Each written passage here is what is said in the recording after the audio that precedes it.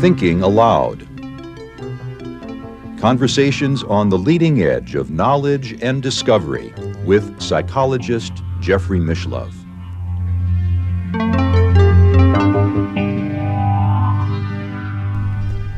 Hello and welcome. I'm Joffe Mishlove. This is part one of a two-part series on rational emotive behavior therapy. With me is Dr. Debbie Joffe Ellis, who is the wife of the late Albert Ellis, the founder of rational emotive behavior therapy, and she is co-author with her late husband of the book, Rational Emotive Behavior Therapy, as well as an autobiography of Albert Ellis called All Out. In addition, she is an adjunct faculty member at Columbia University Teachers College.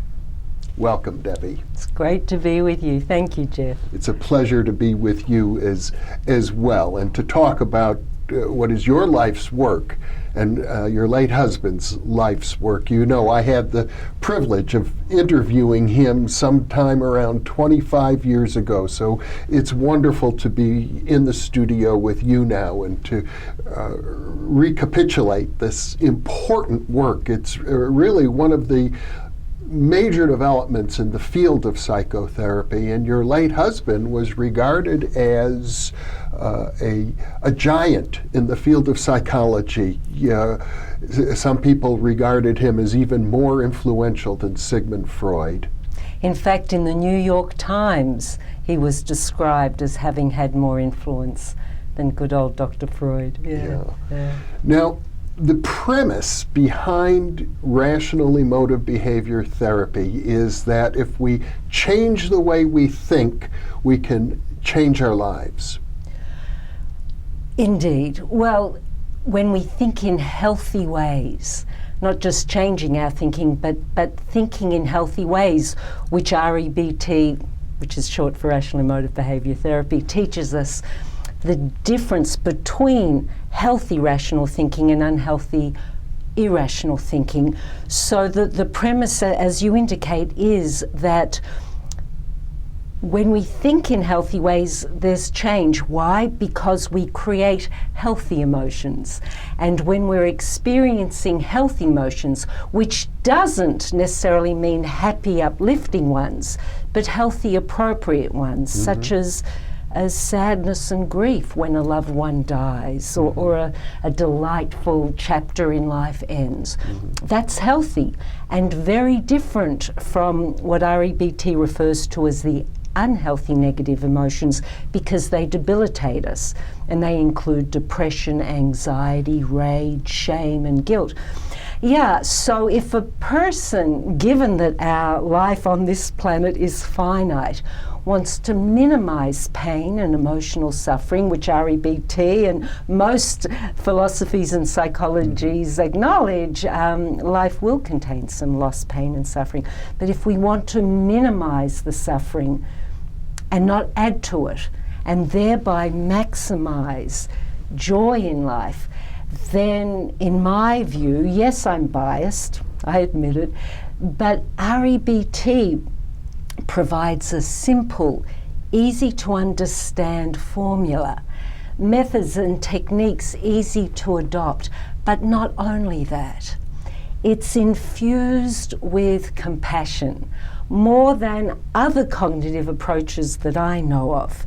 It emphasizes the importance of unconditional acceptance and the beauty of cherishing life and adopting a healthy philosophy of life and living. Well, there's a sense in which, when you talk about alleviating suffering, that REBT is much like Buddhism. The Buddha seemed to be saying that because we have beliefs that are not accurate about ourselves and our environment and other people, we suffer. Indeed, yeah. There are many similarities between Buddhism and REBT, and in fact in Al's final years of life, he and I were giving workshops on rational emotive behavior therapy and Buddhism. Many similarities, but also some striking differences. One of them being that in some schools of Buddhism, or forms of Buddhism, theories of Buddhism, the tenets can sound very absolutistic, such as life is suffering. And REBT, which is non-absolutistic, would say life contains suffering, but to say that it is suffering means that it only is suffering, and that's not the truth for most people most of the time. And so the language is different. Another example might be that some approaches in Buddhism will say that the wise human strives to be or learns to be or even can be in a state of nirvana, a state of perfection. And REBT, in its groundedness and preference for realistic thinking, would say that for most people right now, it seems that it might be unrealistic to think that they must strive to be perfect or in a state of nirvana most of the time or all of the time. It's more about accepting life with its imperfections. Indeed, acceptance. And also one more thing that comes to mind is that some approaches in Buddhism encourage people to still the mind, to stop all thoughts. And REBT again is skeptical that most people can do that for any length of time. So rather than talk about stopping the mind, REBT encourages us to use the mind in healthy ways. Now, I think it's fascinating that a lot of the clinical theories were developed by your late husband based on his own life experiences. And I know that you lived with him probably during the most painful time in his life, because you married when he was in his late 80s and he was seriously ill and his health just got worse and worse and worse. So you nursed him through this period, and he suffered enormously, and you probably were up day and night taking care of him during this very, very difficult time. And both of you applied REBT principles to cope with what almost everyone would have to say are some of the most anguishing circumstances any person can go through. Indeed, yeah, Jeff, and that's why I find great joy in doing what I do these days, because I practice what I preach, and that gives me a very genuine belief in what I do. I'm not just spouting a theory that's attractive to me. I have been severely tested and applied it and have benefited by doing so, in that my physical health remained steady, luckily. I didn't suffer from excessive stress. I was able to keep a stability and cope with things I needed to do in my day-to-day life. I was not debilitated, and a number of people, knowing some of the challenges that we, and then after Al died, I endured, were amazed. And to use the kind of New York lingo that Al used to use, possibly and probably thanks to my application of REBT, I didn't end up in a loony bin. Well, I recall in some of the correspondence between you and your late husband that was published in the autobiography, he actually criticized you for caring about him more than you cared about yourself. You know, I admire your memory. You do such great research.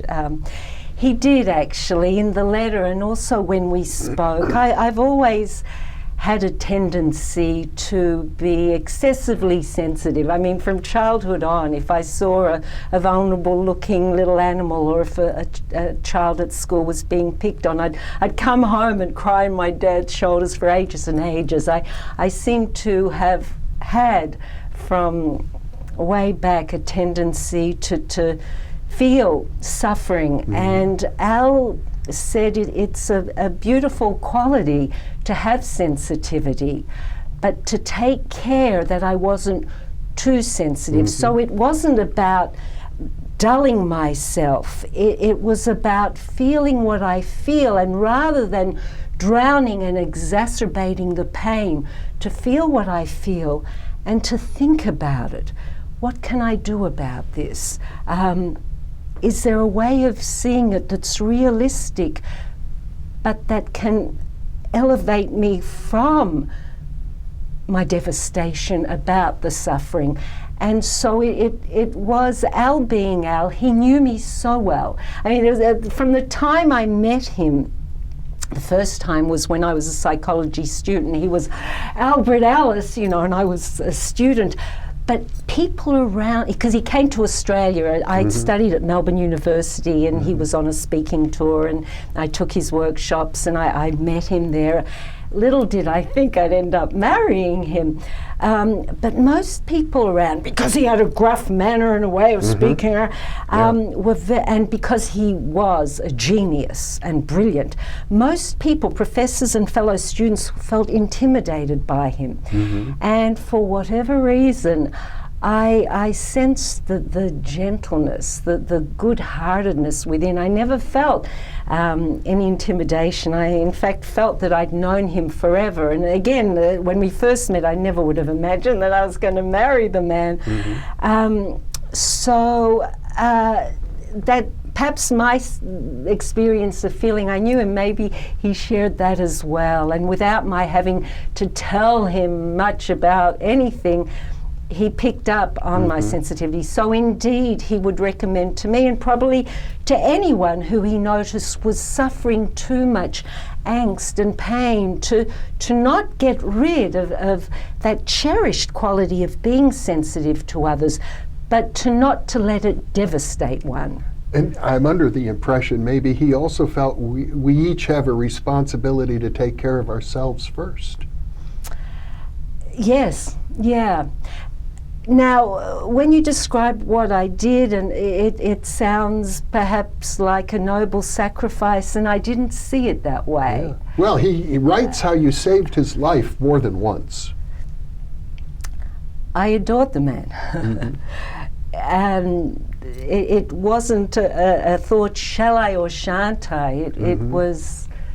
It was a natural thing. But and also I have to think that in order to cope with those extreme circumstances, you were under pressure financially, you were under pressure, of course, medically. His condition was devastating. Amazingly, he continued to teach and work with patients and see students, and even from a hospital bed. Yep.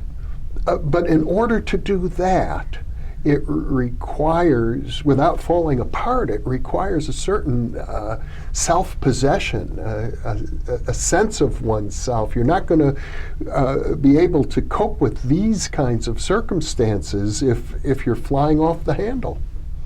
Indeed, and not only, in all probability, would most people in such circumstances not cope very well, but they may act in ways that make the situation worse. Yeah.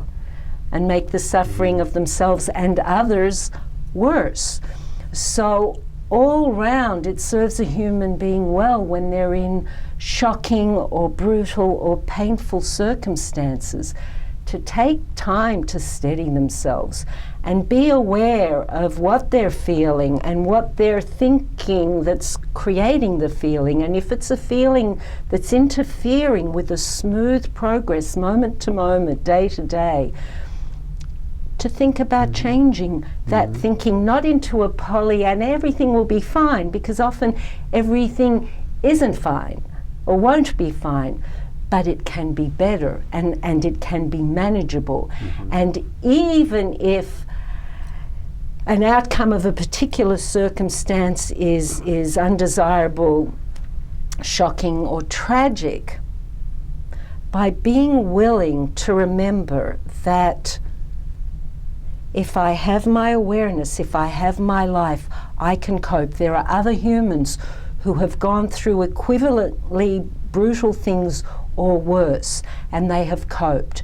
And the way most people who cope with brutality and shocking events cope is by clinging to some hope that this too will pass and things can get better, and to the belief in human resilience. Mm-hmm.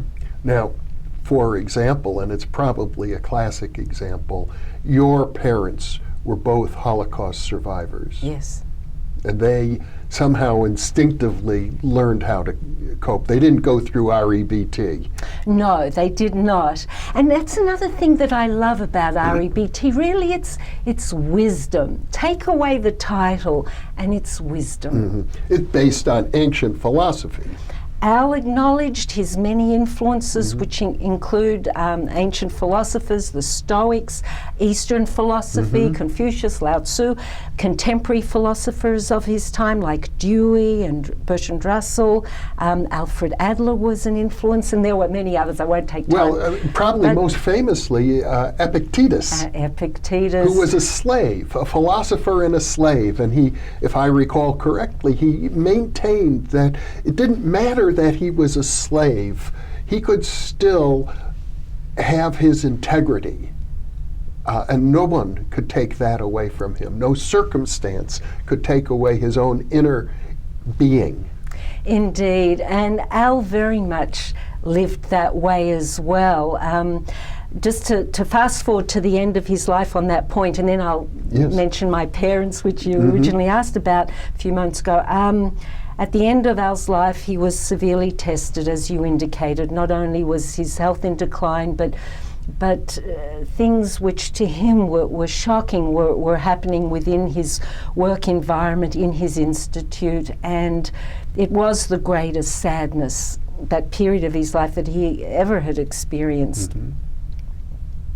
And he was quoted in, it was either New York Magazine or the New York Times, as saying, regarding the people in our work environment who were acting in ways that he found shocking, I hate what they're doing, but I don't hate them. And Jeff, I know for a fact, because I was with him 24/7, except when I was showering, going to the toilet, or sleeping briefly.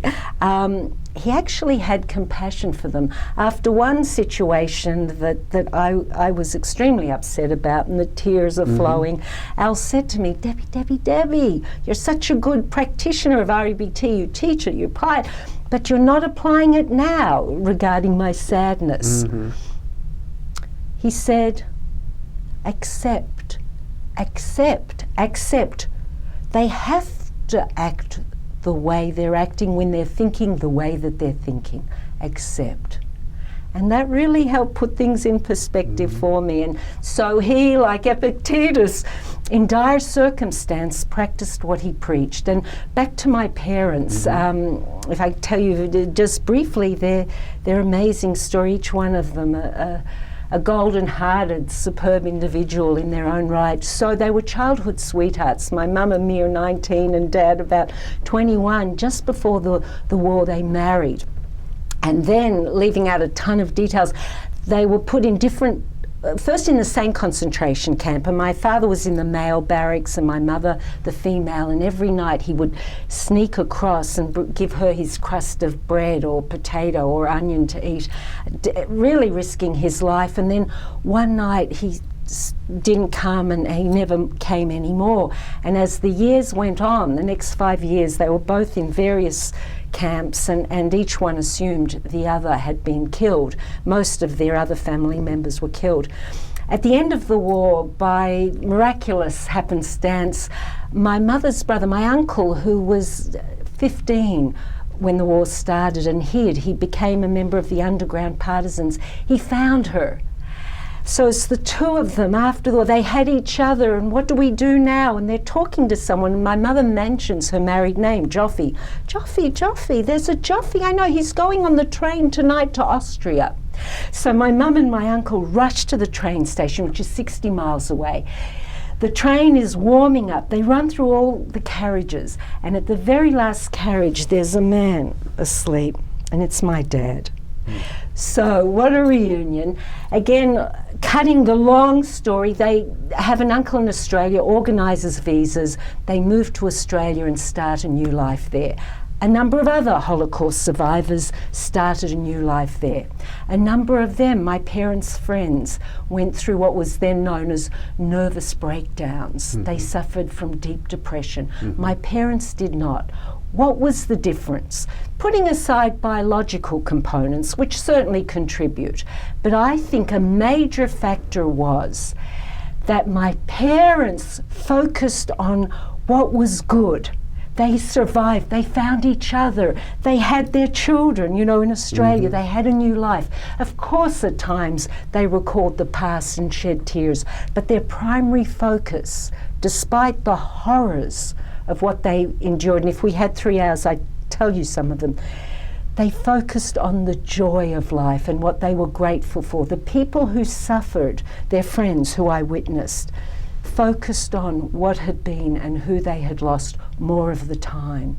So yes, REBT philosophy, we have a choice, most of us, if the biological components are not overwhelming, about what we focus on. And if we choose to focus on not Pollyanna, but what in reality is good, then we strengthen our immune system, we're healthier, we're happier more of the time, and life is enriched. And there's, at this point in time, a great deal of research suggesting that, for example, people suffering from depression are improved by this rational cognitive approach. Indeed, and also research is showing the benefit of gratitude, and that people who experience awe in life are healthier, physically, mentally, emotionally. Experiencing awe. AWE, my funny accent, right? That something is awesome, fabulous, who have the ability and willingness to, instead of being caught up in their needs and problems and challenges, not to put that aside, but to also notice a beautiful sunrise, sunset, be in gratitude, experience that awe. This is one of your contributions to the work, I gather, because when I interviewed your late husband some 25 years ago, he talked about the necessity for people to avoid what he called awfulizing, more than moving into awe. Well, two sides of the same coin, isn't it? Yeah. Indeed. What I just said, I have no doubt my husband would agree with. He may not have taken the time to talk as much as I do at times about the importance of gratitude and marvel and awe, but he agreed with it. And one of the reasons, by the way, I do that in my passion and mission to continue to share the wisdom of REBT with as many people as I possibly can, is that in this day and age, I think it important that people consciously realize the benefit of choosing to create healthy emotions and think in healthy ways by being grateful, because there are more threats. Not that there weren't in the past, in every generation, but I don't need to spend time talking about the fears because of the terrorists and the random things that seem to be happening in public places and other stressors in life. And so, in addition to the other tenets of REBT that I love to share because they're elegant and simple, I do perhaps emphasize more than Al did the role of gratitude and awe. And what he did do very strongly, and I continue to do, is also emphasize the importance of unconditional acceptance, which other cognitive approaches that came after Al's approach really heralded in the cognitive revolution in psychology. And his, more than others that I know of, emphasizes the importance of unconditional acceptance. The other approaches might not disagree, but they don't push It's sort of central to REBT. It surely is. Unconditional self-acceptance, unconditional acceptance of others, and unconditional acceptance of life itself. Indeed, yeah. And I know a lot of people feel that not only is it tough, but it might even be dangerous. You can't unconditionally accept all of the horrors of the world. There are many people who criticize it, perhaps because they don't understand that accepting another person, for example, unconditionally does not mean you accept all of their behavior. Exactly. Yeah. Exactly. It doesn't mean you're condoning it. It doesn't mean you're kind of adopting a position of, oh, well, and being blasé. No, REBT is all for a healthy life, which includes striving for justice when we see there is injustice, either for ourselves or in a broader community. And Al was very well known for taking on unpopular causes. Yeah, way back in the 1940s. He was heterosexual, well, for all of his life, and yet he loudly was for equal rights for gays. Not many people were doing that back then. No, he was severely criticized at the time. How? And called the devil many times throughout his life for various reasons. Well, Debbie, Joffe Ellis, our time is running out now, but thank you so much for sharing this half hour with me. It's such a great pleasure. Thank you, Jeff. And thank you for being with us. Be sure to check your listings for part 2 of our 2-part series on rational emotive behavior therapy.